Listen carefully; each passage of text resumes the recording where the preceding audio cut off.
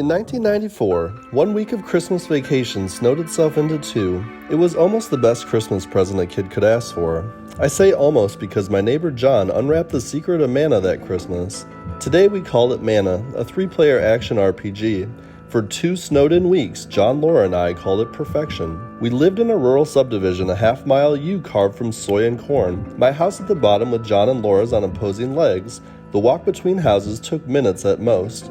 The lure of Super Mario 3 or Star Fox, though, made the trip near instantaneous. I suspect I warped to John's house, like most Christmases, to deliver a tray of Mom's cookies. I don't know, maybe John simply called me over. Either way, I removed my boots, turned right from their entry, and walked the L-shaped hall to John's room. Had Secret of Mana been a record, one could say we played its grooves flat. I remember the 3 of us in John's room battling rabbits and wasps and giant monsters for 2 weeks straight, only breaking for food and occasionally sledding. The part of Mana's plot revolving around saving Santa Claus seemed all the more fitting.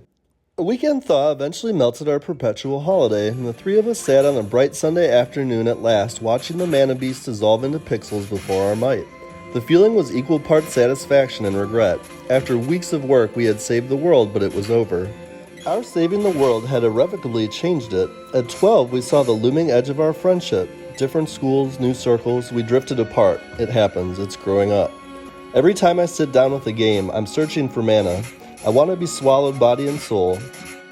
Ohio winters loom as I write this. Shorter days are ushering frosted nights. Maybe this Christmas we'll see another week of snows. Maybe my own children, almost as old as I was then, old enough to slash rabbits with the best of them, will get some extra time away from school. Maybe the 3 of us will sit down in our basement warmed by blankets and cocoa. Maybe at long last I will again find the secret of Mana.